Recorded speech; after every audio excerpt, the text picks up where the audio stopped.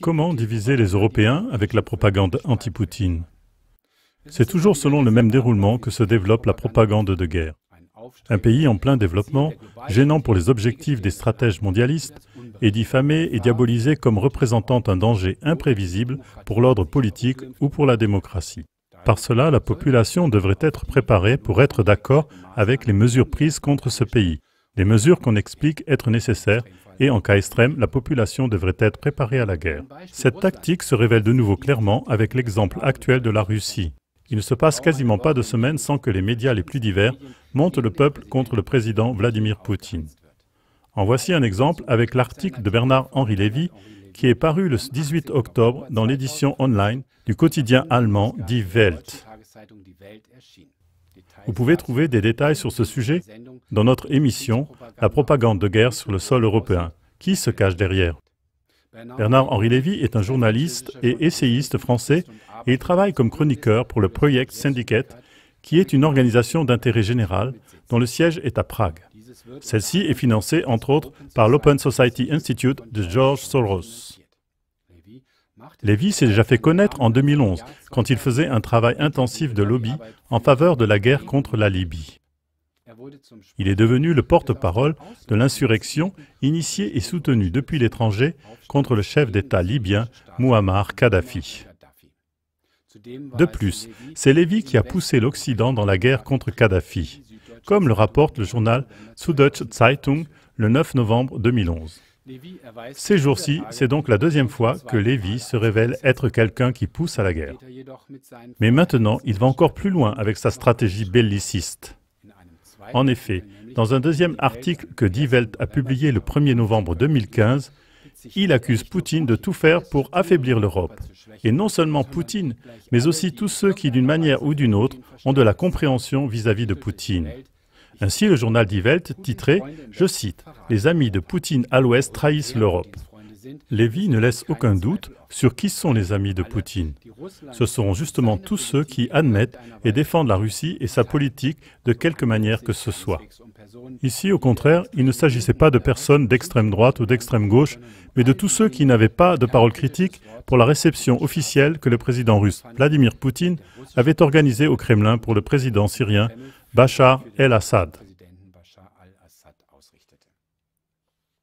Finalement, le président Assad serait un assassin de son propre peuple, ce qui a déjà plusieurs fois été clairement réfuté comme étant incontestablement de la propagande. Voyez aussi nos autres émissions sur ce sujet-là. En outre, on compte aussi parmi les amis de Poutine, tous ceux, je cite, qui éprouvent un soulagement lâche lorsqu'un homme fort apparaît sur la scène pour apporter son ordre dans le chaos syrien. Lévy a justifié cela en disant que les bombardements russes accéléraient le flux des réfugiés en direction de l'Europe.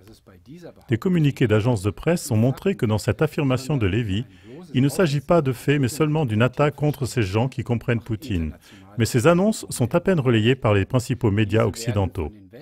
Par exemple, le site américain Veteran Today a donné l'information en se référant à l'agence de presse iranienne Fars News Agency que suite à l'intervention militaire russe dans le conflit en Syrie, plus de 800 000 réfugiés sont rentrés en Syrie, leur pays d'origine.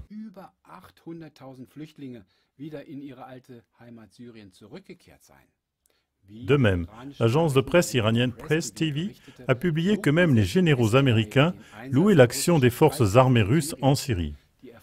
Mais les succès de l'armée russe ont été très largement interprétés et déformés en leur contraire par la presse occidentale. Un réfugié syrien a dit à l'agence de presse AP, la plus grande du monde, je cite, « J'espère que des pilotes russes aideront notre armée à venir à bout des terroristes et à les vaincre. »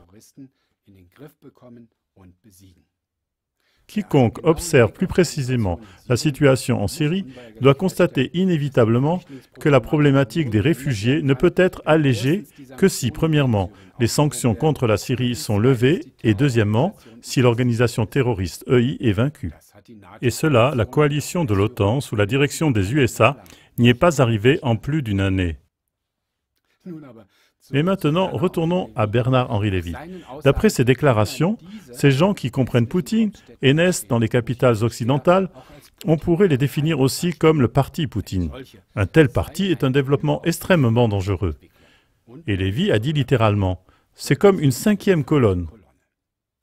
On définit comme cinquième colonne des groupements secrets qui agissent clandestinement et qui ont pour but de renverser un ordre existant dans l'intérêt d'une puissance étrangère agressive.